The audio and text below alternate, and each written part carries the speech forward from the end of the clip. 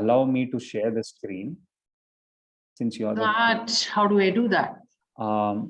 If you can press the 3 dots on my icon and make me the host as well. Just give me 1 minute.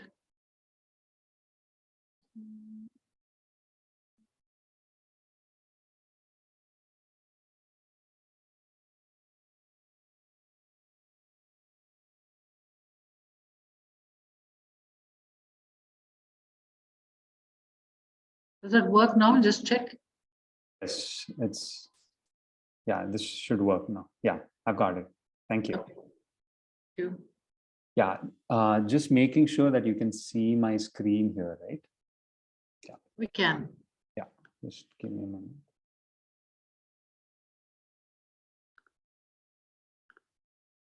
Yeah, is this visible, everyone? Mm-hmm. Yeah, so I'll quickly take you through some of the interesting ideas and the experiences that I've been working. So to begin with, let's understand the broad subject and department in the scientific stream currently around what is parapsychology. So I basically identify myself as a parapsychologist, and so this seems to be the case. So parapsychology would essentially be the scientific study of a set of phenomena that challenges our basic assumptions about how the fundamental relationships between consciousness, matter, space, and time. Right. So essentially, on a regular basis, we go through a lot of interactions, mostly physical, and we model the reality around this. And that is where scientific observation and development comes across. But if you take the bottoms up approach, where if you consider consciousness as fundamental, then there are some very interesting anomalous behavior and experiences which cannot be studied under the standard models. So wherever the standard models of our current scientific understanding breaks, any further attempt to understand that is where parapsychology comes in. So that is where we understand the relationship between consciousness, matter, space, and time. And I believe in our last class, I think Ishanye made a very good point about the nature of consciousness, and we spoke about that essentially.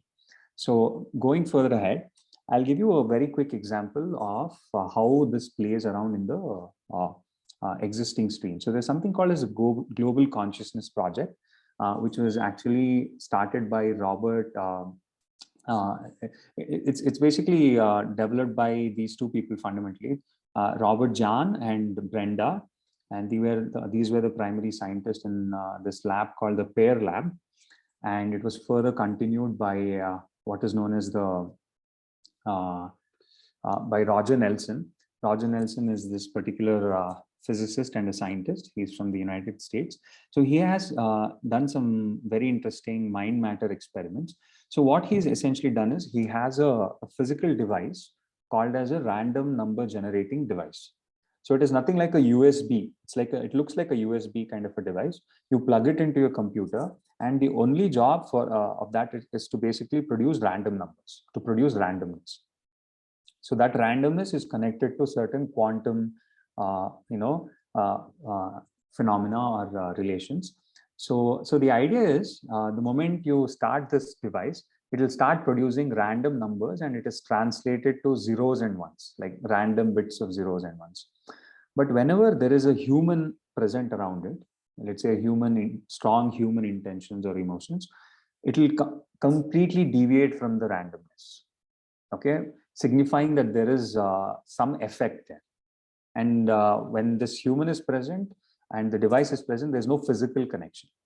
Okay, so one of the very interesting examples of this project is that during the 9/11 attacks in 2001, when the Twin Towers in America were taken down, as you can see, the red line is representative of the randomness. So if it is around 0, it means, so this is the baseline, and this is the deviation.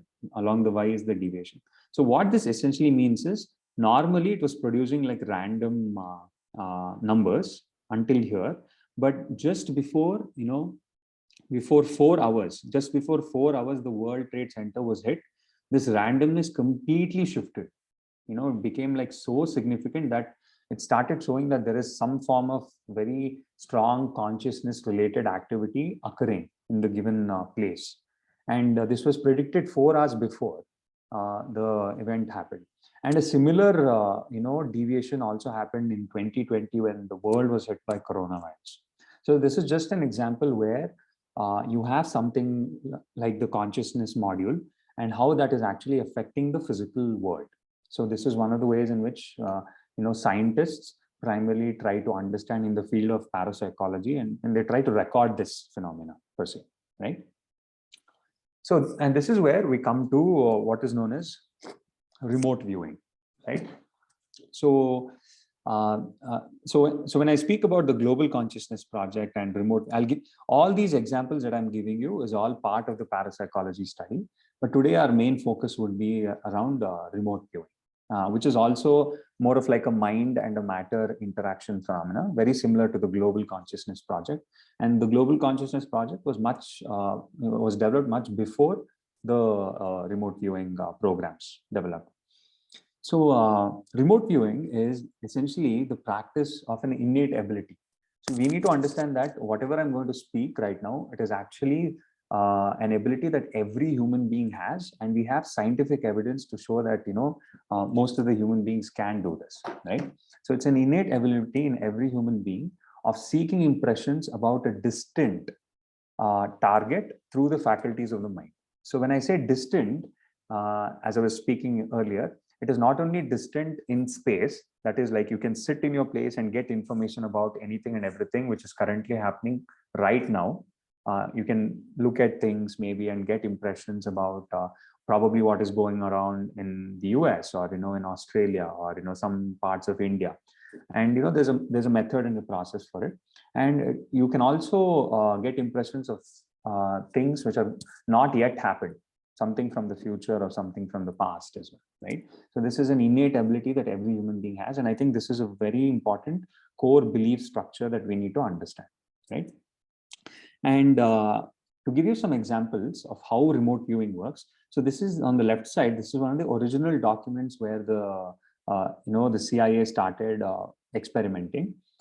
So if you can look at this on the left side, you have impressions of like a playground where children are playing, and it's like a merry-go-round kind of a thing, that spinning thing. And on the right side, the remote viewer is basically describing it. So he's basically saying that there's a circle there, and there are two rods here, and he's also saying that it's a rod, and it's like a lightning rod, as you can see. So the picture kind of gives you like information of how this is done, right? And very interestingly, one of the first people who actually was hired by the CIA in the 1918 was this person called Ingo Swann, right? So Ingo Swann is basically known as the father of remote viewing because he was a natural psychic, but he further went on to work with the US military, and they termed something like this called as remote viewing. So that they developed a very interesting structure and a protocol where every person can train towards this, let's say, right? So very interestingly enough, to give you another example, they developed something called as coordinate remote viewing. Coordinate remote viewing is basically they'll give you a set of numbers. You focus on the numbers and get impressions of whatever that code or number is associated. I'll speak about this in more detail. But the idea is that this was in the 1970s, and this paragraph here basically tells you about one experiment which the CIA did. That is, when they started this in the 1970s, in the early 1970s, in the 1980s actually, in the early 1980s, 1982, 83 is when they started this. So during that time, we did not have a clear picture of the planet Saturn. Okay, there was no physical clear picture of a satellite being sent and a physical photo. There's no actual picture. So they gave Ingo Swann. Ingo Swann is the person here in the left who is the initial remote viewer. So he started describing elements where he saw a ring, around this, and he was Yeah, I mean, he basically had some impressions, and he thought it was actually Saturn that he was describing. But when the project manager was asked, they told that they were essentially trying to find information about the planet Jupiter. So then people thought, okay, like we like Ingo Swann is basically looking out at a different planet like Saturn, but essentially they further found out that this particular target was not Saturn, but it was essentially Jupiter. And when he started giving all these impressions, they found out it was a very tricky thing, and they couldn't completely understand this. But then later, after 10 years, they actually sent a physical satellite out there, and they found out that the planet Jupiter had rings around it. So there's a certain very light belt of asteroids which forms like a ring around Jupiter. And that was very similar to what Ingo Swann had previously predicted roughly 5 to 10 years before the actual satellite was done. So I'm just giving you an example of to what extent this method and process can take you, right? So in the mind space, you truly can go, your mind is the limit basically. So going further, we also have some very interesting mentions of remote viewing in the Yoga Sutras of Patanjali. So if you actually previously, if you look at the work which is done by the CIA and Ingo Swann, like even Ingo Swann is a very firm believer of consciousness studies on which was essentially started by the Indian philosophers and the Indian cultures and the Vedic times primarily. So even he goes on to speak extensively about the Vedas and all the scriptures mentioned there. So for me, a very interesting correlation and a find was in the Yoga Sutras of Patanjali, in the third pada called the Vibhuti Pada, he speaks about the abilities of the mind, and this is the sutra that he speaks about. And this excerpt is from this book called The Yoga Sutras of Patanjali. The translation is done by Swami Sat Chidananda. So he basically says that, in the last 3 stages of the yogic development, you're basically focusing on the mind, right? So there is the dharana, dhyana, and the samadhi states. And if you perform the dharana, dhyana, samadhi together, you reach what is known as the samyama states. So here, Patanjali is saying by performing samyama on the light within, the knowledge of the subtle, hidden, and the remote is obtained. And this is where they say that subtle is subtle as atoms, hidden as the treasure, and remote as distant lands, right? So it is not something new in the Indian philosophy and in our culture, is what I basically want to mention here. And the West also recognizes this, and they also heavily get into investigating this phenomenon. So this is where I'd like to bring attention to the Stargate project, which was actually started in the 1972. It was not the 1980s. So it started in the 1972, and these 2 people here were actually hired by the United States government, the CIA. So the idea is that this entire protocol of remote viewing has a very interesting history, because in the in the early 1980s. That is in the 1971-72, the US military realized that the Russians are spending a lot of money on psychic phenomena and research. So they got very intrigued by this. They hired 2 physicists. So these were the 2 physicists. On the right is Russell Targ, and on the right is Hal Puthoff, who's actually a physicist who's still working prominently to the government as such. And on the left, who's leaning against the bar there, is Russell Targ. He's also a laser physicist, and he also has some very interesting ideas about parapsychology and his own story growing up as a child. So essentially what they developed was known as the Stargate project, which went on for almost 25 years. So the Stargate project was a secret US Army unit which was established in 1978 at Fort Meade, Maryland, by the Defense Intelligence Agency.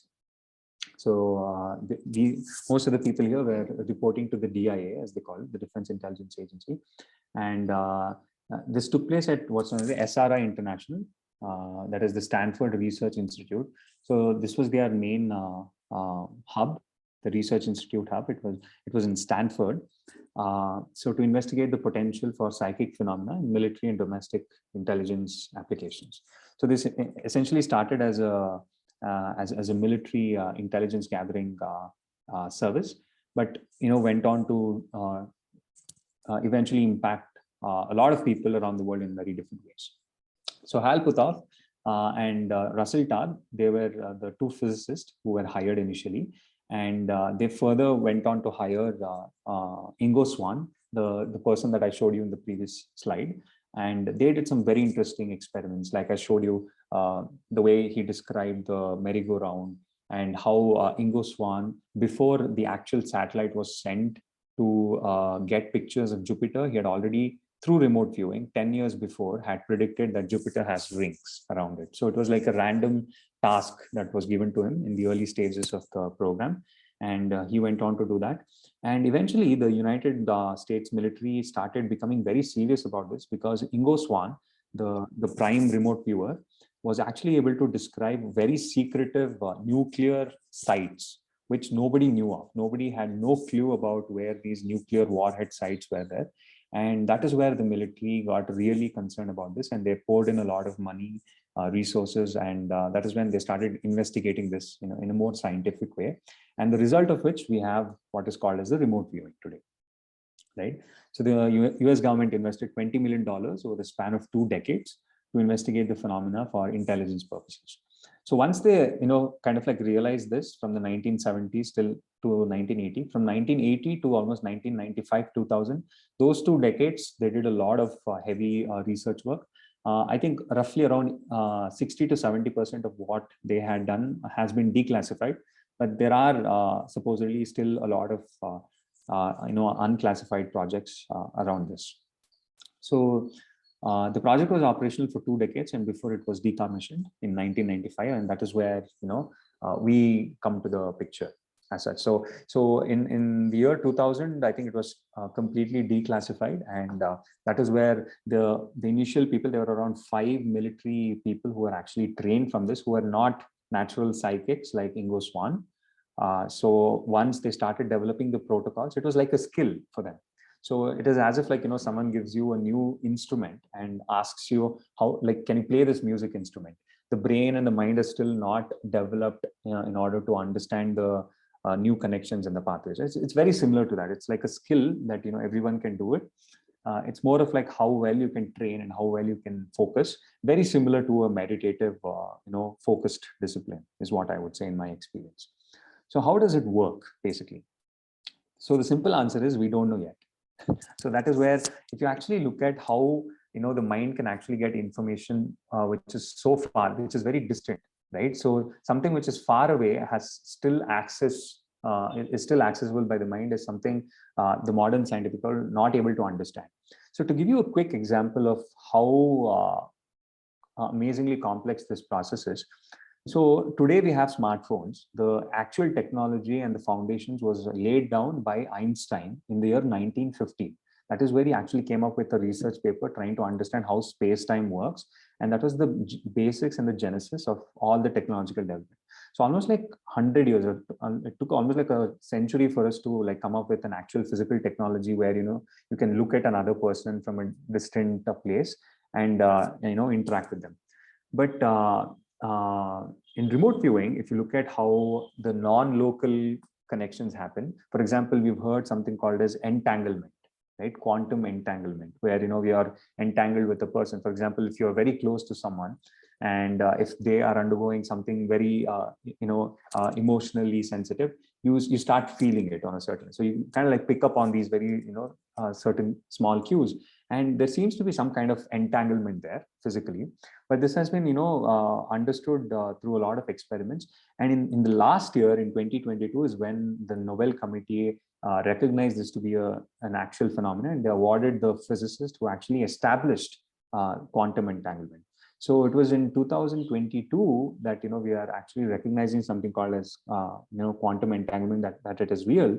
And we are essentially going towards developing related technologies. Maybe in the coming 20-30 years, what we are looking at remote viewing as an example can become a technology or something more, right? But I believe that there's something more to this than just using it as technology applications. And then, so then there is something called as a quantum mechanical explanation, which I'll, just give you a simple idea of what this means. So the idea is, like in quantum mechanics, every object is described by a wave function. Now, let's say if you have a water bottle like this, if you have a water bottle, or let's say any object in front of you, what quantum mechanics says is there is a very high probability of describing, uh,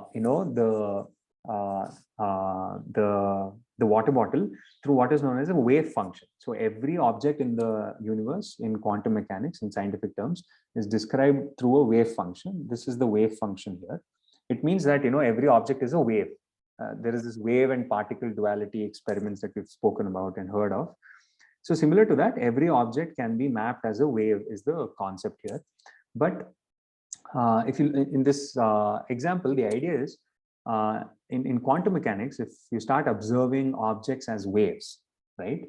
What it essentially means is, as you can see, when I have this, let's say the water bottle, and if I say the wave function of the water bottle is this curve, it what primarily means is there is a very high probability of finding this object, in the middle where the hill, you see the hill, right? So that hill represents the probability of finding a given object in a given position. That is why, down there is that x-axis. So it essentially means that the objects which you see around you, they are around you because there is a very high probability of them being found in that position. But if you look at this graph here, the curve kind of like goes deeper, it goes down, and it never, the probability never dies down to zero along the either sides. So what it technically means is there is the probability of finding every object everywhere is still not zero.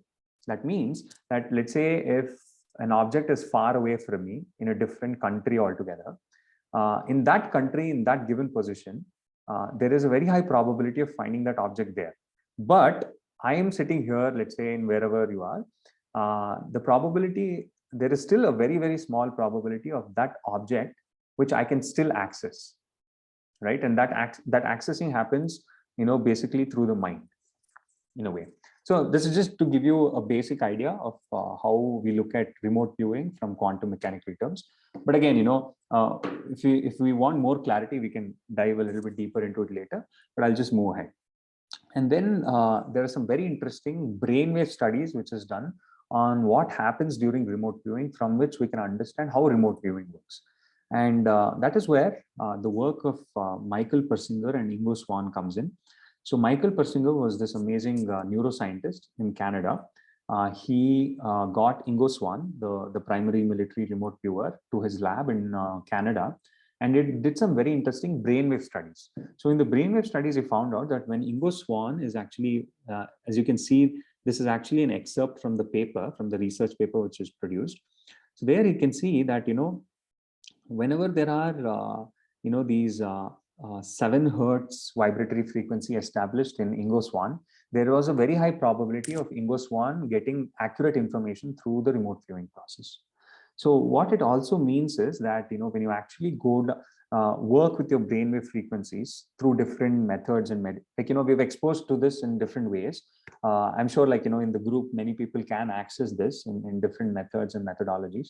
But in remote viewing, essentially what happens is you kind of like close your eyes. The moment you close your eyes, you're going from an awake state, the beta frequency states, to a much more lower frequencies called the alpha brainwave frequencies, and kind of like touch upon what is known as the theta brainwaves. So whenever there is theta brainwaves observed in a human being, there is always a very strong psychic activity or a phenomenon that the person can actually access and establish. And that is exactly what through the EEG studies and MRI studies, Michael Persinger was able to establish in Ingo Swann. And again, not much of brainwaves and the remote viewing studies have been done after this particular experiment. But this is actually one of the ways of trying to understand how, a certain brainwave state or a certain vibratory frequency or an expression in the mind can actually, help you access these kinds of consciousness states. Yeah. So I just wanted to bring attention to, this wonderful work. And then very interestingly, I'd also want to introduce this person called Bill Bengston or William Bengston, who has done some very interesting work, again, related to brain waves. So this is a form of, I would say, a form of Reiki healing, as you can speak of, where he induces certain lab rats with a specific strain of mammary cancer cells. Mammary cancer cells and mammary is this breast cancer cells, and they do something called as the image cycling technique, where you basically hold your hands around the cage where the lab rat is, induced with cancer cells, and then something very interesting happens. So there is a control group, and then there is something called as the healing or the experimental group. So the ones which actually receive the healing, they not only survive. Usually, this cancer will make the rats die within a span of 30 days. None of the rats survive in this state for more than 30 days. But what happens is, the moment you start, the ones which actually receive the healing in the experimental group, unlike the control group will start, it will die in 25 or the 26th day. The experimental group, which started receiving the healing, their cancer will very quickly spread and also very quickly implode. Like, they kind of like disappear. And within like 24 days, they start, like, you have to do this continuously for 24 days. And after that, you kind of like it starts healing and completely vanishes by the 25th or the 26th days. And by the end of a month, roughly 30 days, they not only cure themselves of the cancer, but they become immune for that specific strain of cancer cell for the rest of their lives. And even in this mechanism, the idea is that the person starts doing a certain ritual called as the image cycling process, and he continuously visualizes certain things. And when he's doing it, they've done some brainwave studies, and it's observed that even there they are kind of like touching upon those 7 hertz theta brainwave frequencies. So I just wanted to bring attention to that. And so this is where, by the introduction of image cycling process, Bill Bengston has done some amazing work here. And for me, this is one of the very strong evidences for parapsychology research, or, if you want to understand the mechanism of how remote viewing works, through brainwave entrainment processes. I think this is one of the beautiful examples. And the healing connection is the research paper where he's essentially spoken about all the brainwave studies and the cancer cells and how it heals and things as such.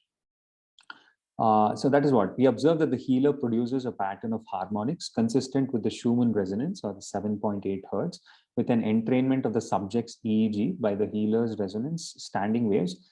They establish a phase coupling, and then the healer and the healee, establish this resonant phenomenon, and the healing occurs.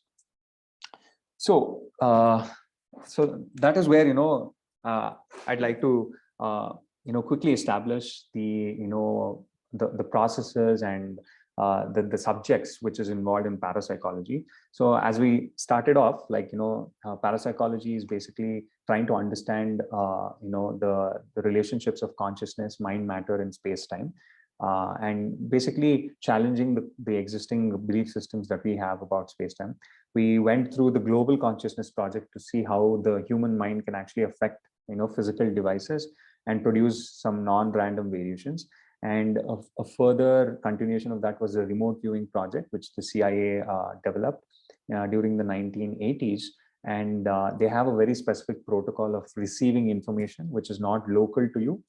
And we further went on to understand how remote viewing works through a quantum wave mechanical model, and also through the brainwave frequency concept, and the work which is done by Michael Persinger. And finally, a very good healing example, since most of the people here are interested in healing and energy work.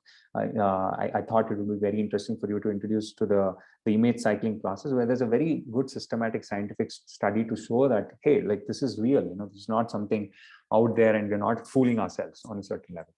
And this is where, with all these examples of parapsychology, I currently would like to discuss about the applications of remote viewing, right?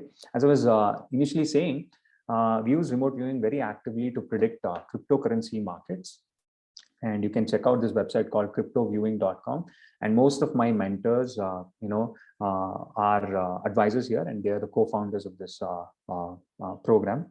this company basically, and you can go subscribe and see, look at their data and make your predictions. And again, this is not any professional advice. You can take it the way you want to feel it, but there is very strong statistical evidence to show that yes, with remote viewing, with actionable data, you can take certain actions where you can predict certain market events. So that is one place where things are very interesting and exciting. You get some real-time feedback. This is not something, okay, you predict something and it is somewhere in time. You don't have a feedback per se. So that never really works. And but this is a very good example for CryptoView. And then, specifically in the research and development phase, there is one group called as Enigma.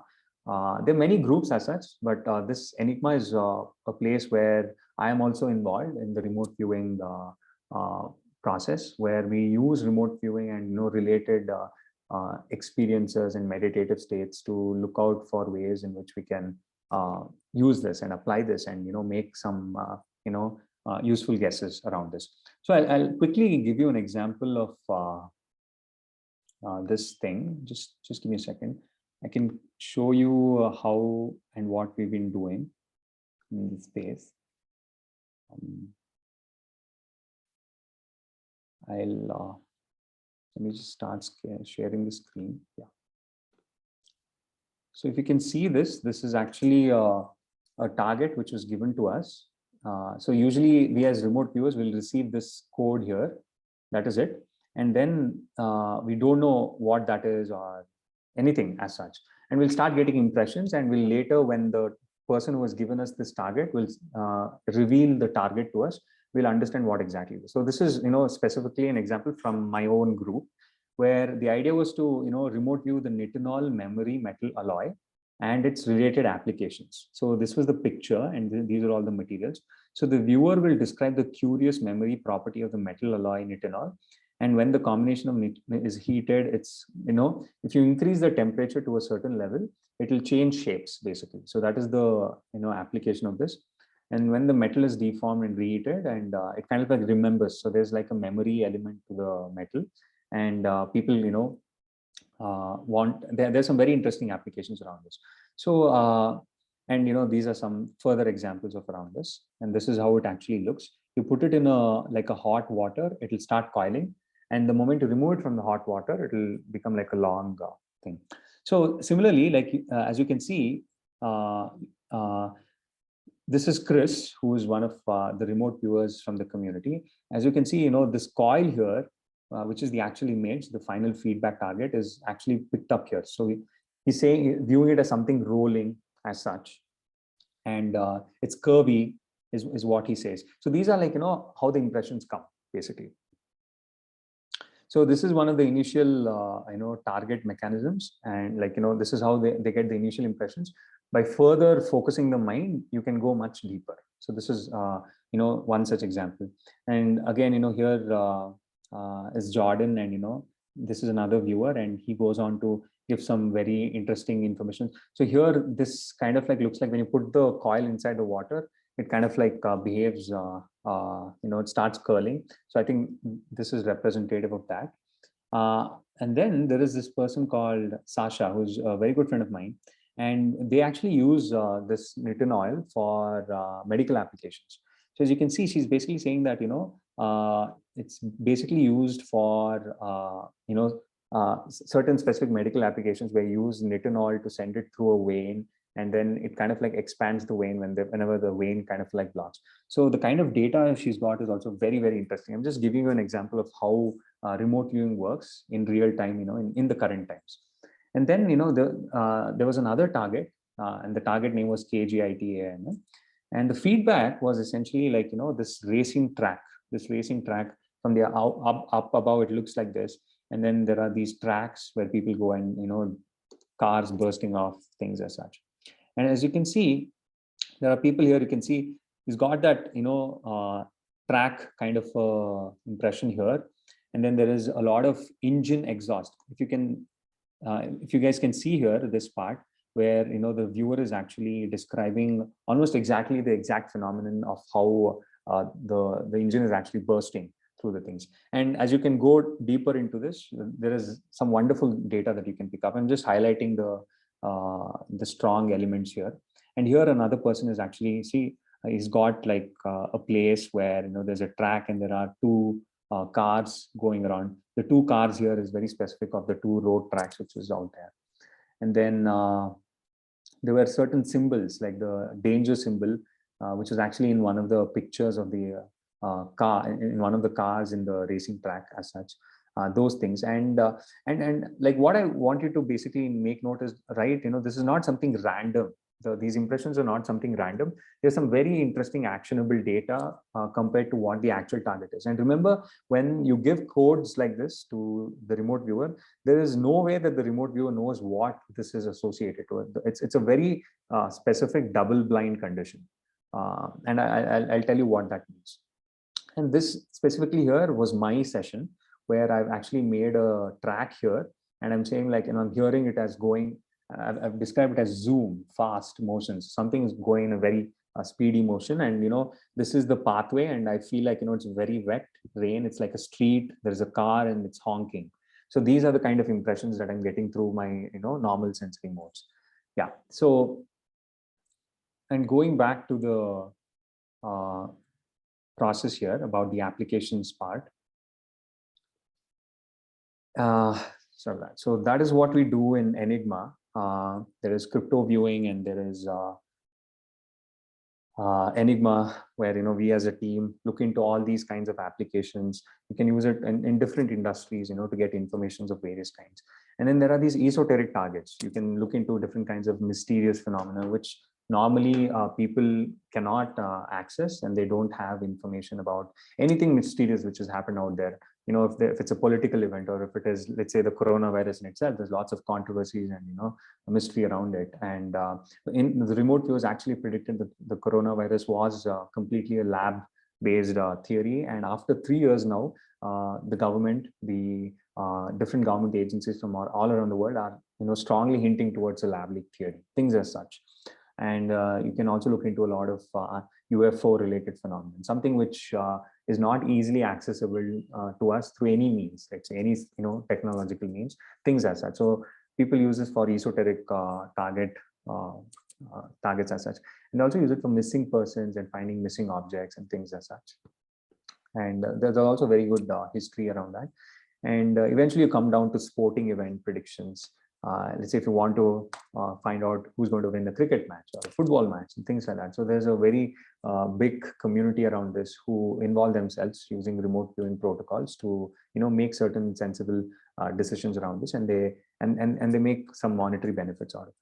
So yeah, so with this, I basically like to thank everyone for attending this, and we'll definitely go through the questions if you have any. But before that, I actually have a target. In the sense, you know, we'll do a live session, and that is where I would basically like everyone to have a pen and a paper. Initially, something which is very plain, a white paper would really do well.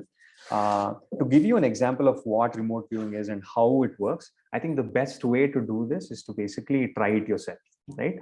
So please make down, take a sheet of paper. On the top of the paper, I'll show you, you can write down the code here. It's T5HG dash LKOM, right?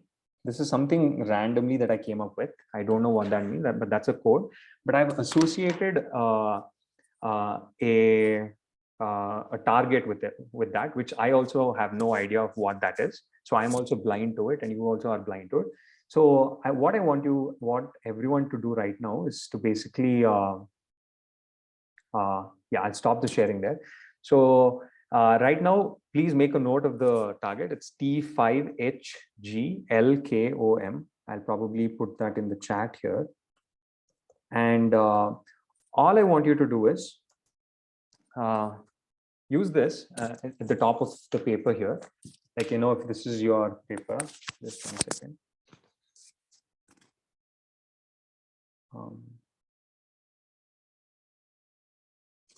If you can see, just write this at the top of the paper here. And then what you can actually do is get into a more relaxed phase, whatever phase that you are in. You can do your own relaxing, uh, protocol to get into a more relaxed phase, and then open your eyes later. Open your eyes later, and then what I wanted to do is look at the target, look at that particular code, and whatever and then immediately close your eyes, and just close your eyes for 1 or 2 seconds. That is it, not more than that. The moment you close your eyes for 1 or 2 seconds, whatever impressions that you get, I want you to quickly scribble it down like a free hand movement. Okay. I just want you to quickly write it down. It could be anything. And later, once you get the impressions of these scribbles, maybe in the same page or on the next page, see if you can, make sense of any color, or if you hear any sounds, or if you can hear, or if you can actually smell it, if you can get some impressions of the smell, or if you can get impressions of how it actually looks like, how it feels to touch the the target, basically. So the idea is this code represents a certain image, basically, and we are trying to establish contact with that image, which nobody knows of as of now. Even though I have tasked this, even I don't know what this means. So what we'll do is, I want everyone to let's start the process now. Everyone would essentially close your eyes, get into a more relaxed phase, right? Take a deep breath. Hold your breath as much as possible to the count of 1, 2, 3, and slowly release it. Release, release, release, release, release. And then again, hold your breath for the count of 1, 2, 3, 4. And then take a deep breath, inhale. Hold your breath as much as possible for the count of 1, 2, 3, and release it. Now, as you open your eyes, look at your paper, look at the target code, and take your pen or pencil, and then just close your eyes quickly for 1 or 2 seconds, and whatever impressions you get, start making note of that. So do this for the next couple of minutes. And once you're done in the next couple of minutes, we can compare the results. So I'll leave you with this, everyone.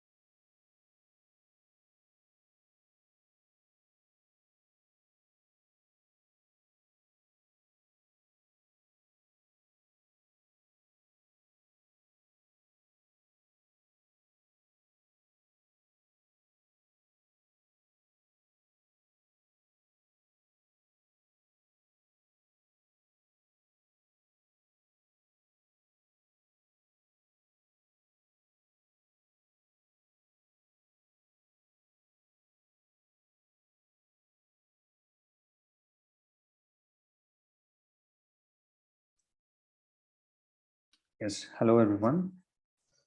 If you guys have got some initial impressions, that is fine. Please do make a note of all the impressions that you've got. If you need some time, you can please do take some time, another minute or so.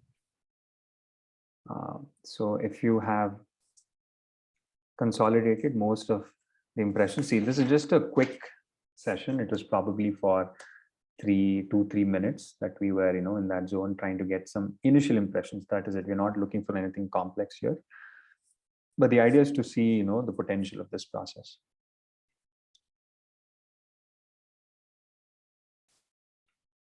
Yeah. So, so what we'll do right now is Navina has her hand up. So, if you want, do you want to like show what you have got initially? Navina? Yeah. Yeah. If you can show it to the camera, the whatever impressions that you got. What was Okay. that? What was that you said? I don't know. Is it? Can you view it? Yeah, I'll pin you so that people can see it. Yeah. Yeah. So you saw something like Hong Kong Lake, King 1, Monday, tunnel. Did you see any impressions? What was the So picture actually, like? tunnel was, I don't know, immediately I got it some tunnel 5. Okay. Tunnel And 5. it's in Hong Kong. Some like randomly, I got all these immediately I scribbled. Okay. And That's great. my palms were sweating actually. Oh, okay. Both the palms were sweating. And Okay. also below my neck area, I could feel some sensations here. I don't know what it was, but some sensations after scribbling. Okay. So we'll just make a quick note of that. Tunnel 5, etc. Great. So that's great. Thank you. And if anybody wants to show whatever they got, please, we'll probably take 3 or 4 people. And So then, it was also just a moment, Kavan. It was also like a king, K for king, O for 1, and M for Monday. Something I wrote. Okay. Oh, for Monday. Got it. So now, now we have, Ishani. We have got Ishani. Go ahead, Ishani. You can show this.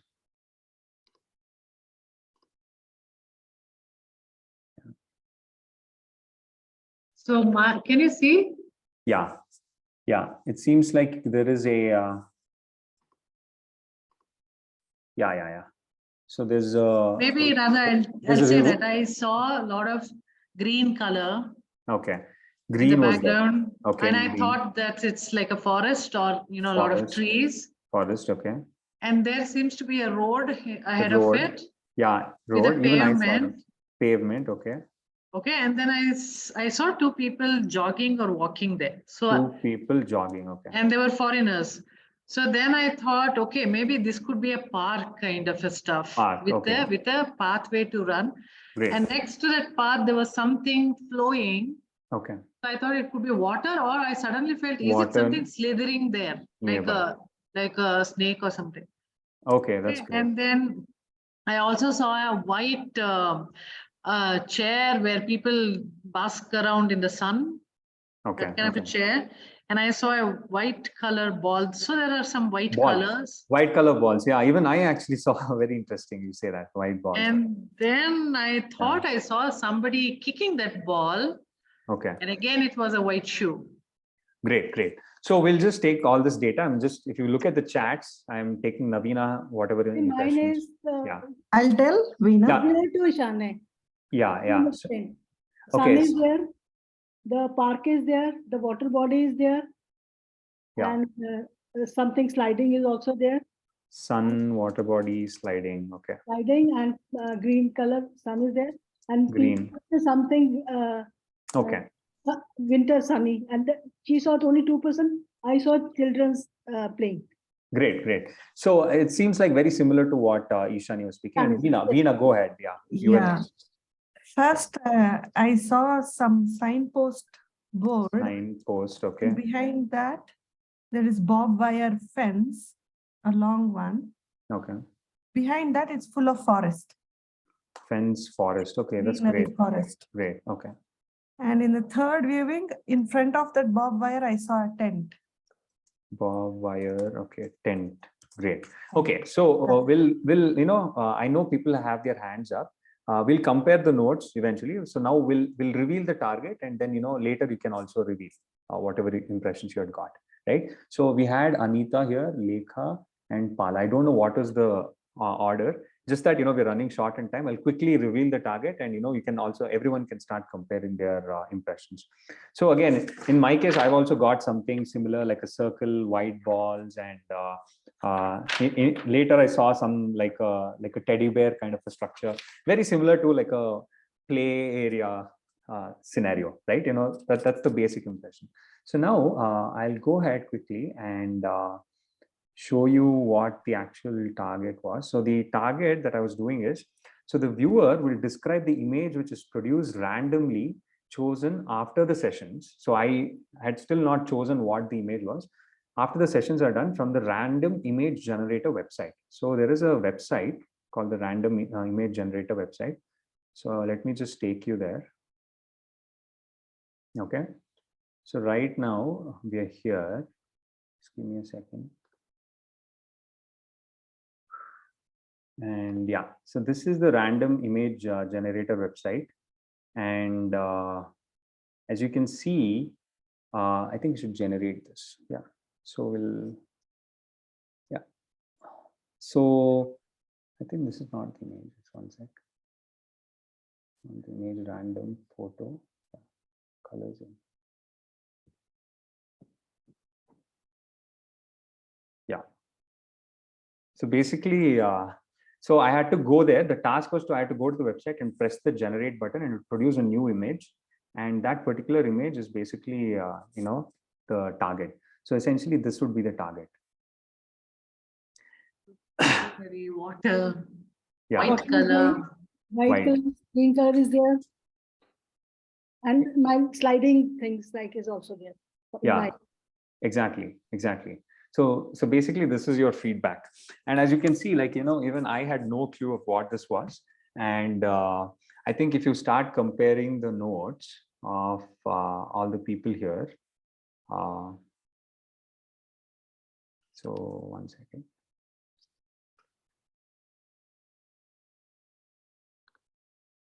Yeah, so this is the image. Save this image.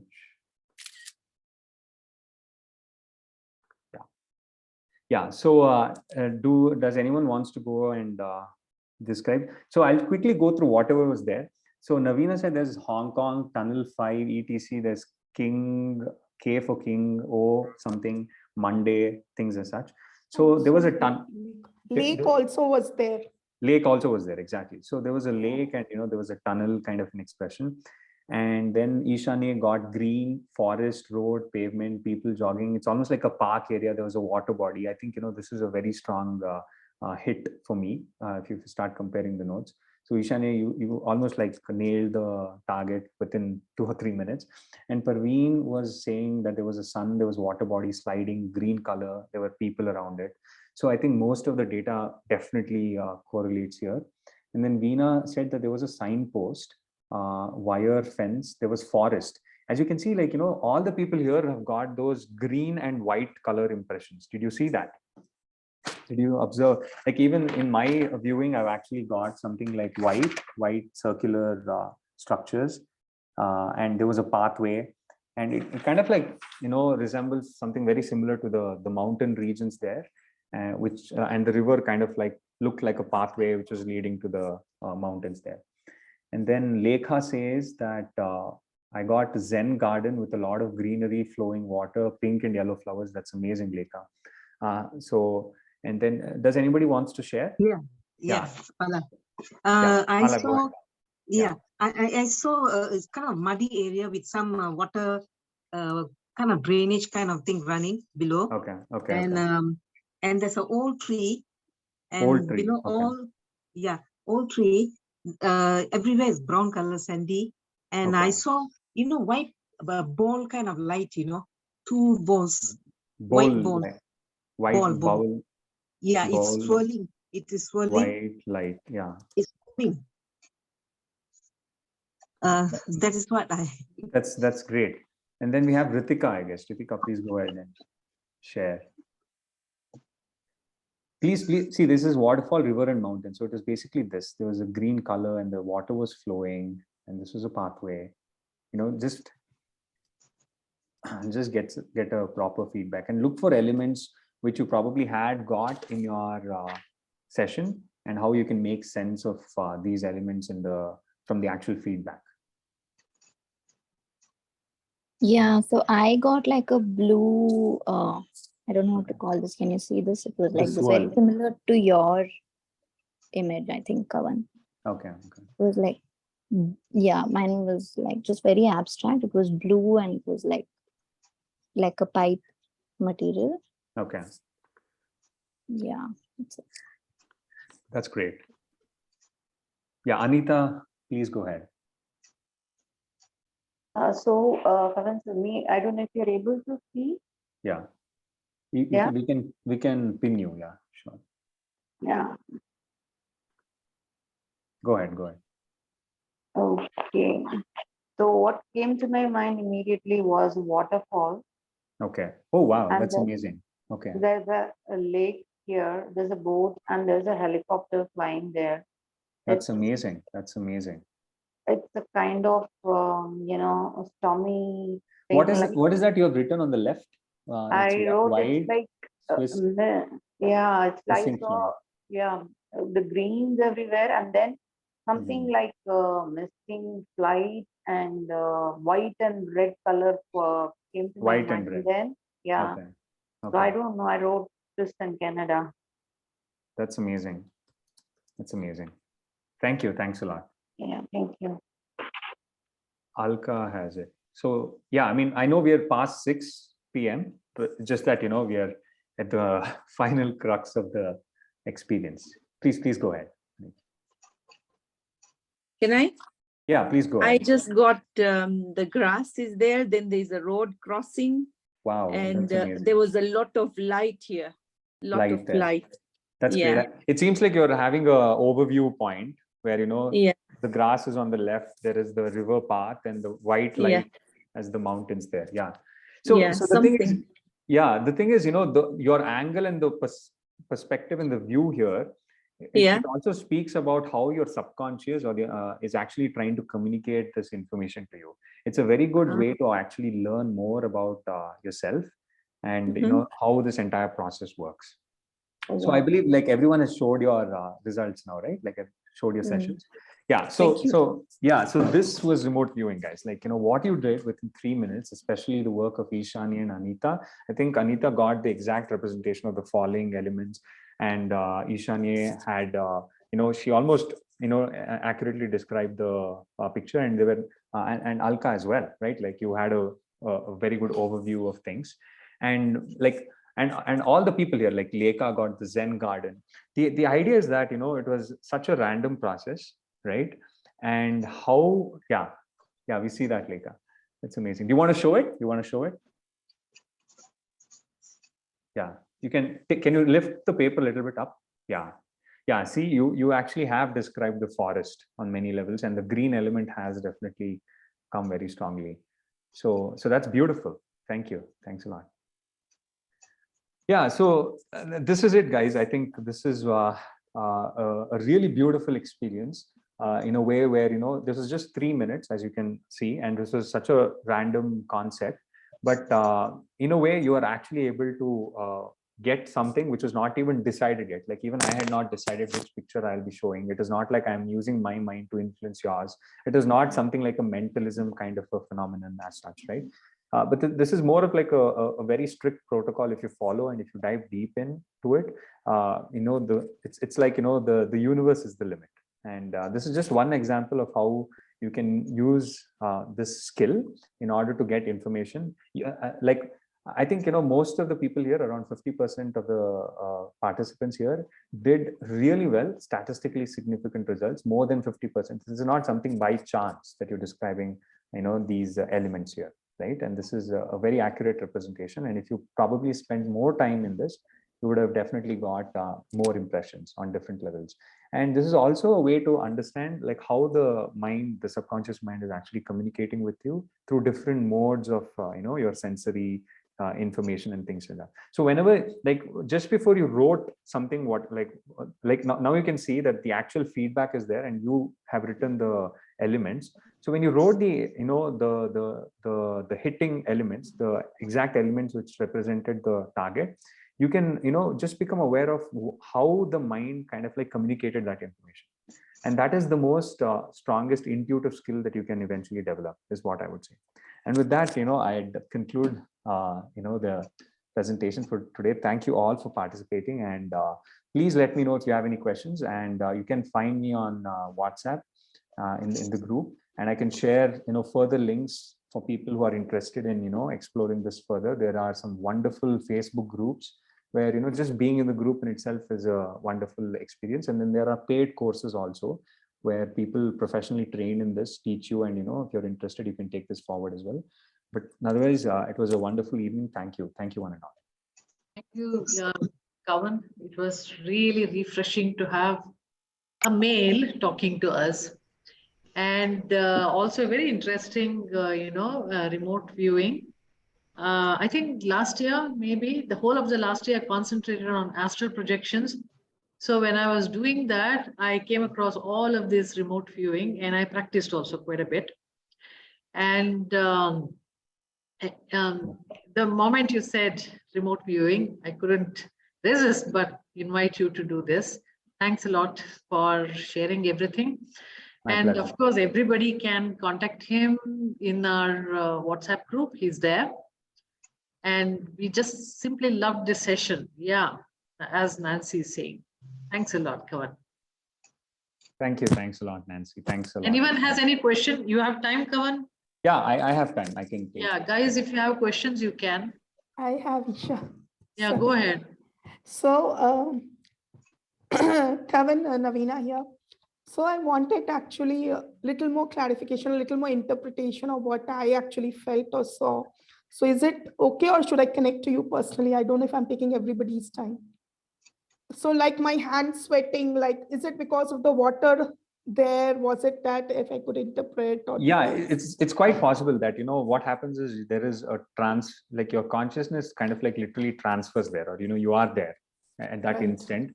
And if you are someone who is not good with water, there is yeah, I am scared of water actually. Exactly. So that is where, the impressions came for you. So that is definitely a way in which you have to understand. That's how you get impressions. So you're not seeing things, you are placing yourself there, and whatever impressions you get. So that's when, you see, it seems like you're more of a synesthetic, like a clairsentience is what we call it, right? So remote viewing is more of a clairvoyant phenomena where you see things distantly. Right. But in your case, it could be that, your sensory abilities are more sensitive. They travel much faster. Maybe. So and also one more thing I want, like immediately it came like channel, some number like channel 5. I don't know what it was connected, or a Hong Kong.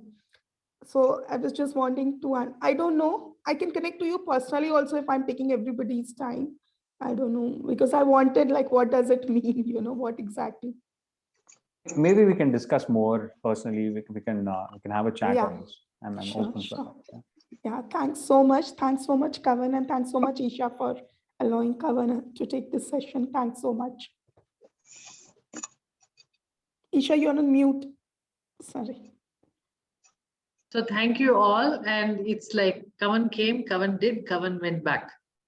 So it's like we see. Okay. So yeah, this was very interesting. And maybe I'll put up the recording so others also in the group can, do this. And we'll see what interesting thing will come up next week. Okay. Thank you, Shania. It was, this topic I didn't know, clueless. I was just, this topic, it's a remote viewing. What is it? I was so curious that I jumped into this. Early, I must be honest. Stop the recording. Then we can talk. Yeah. Thanks, Parveen.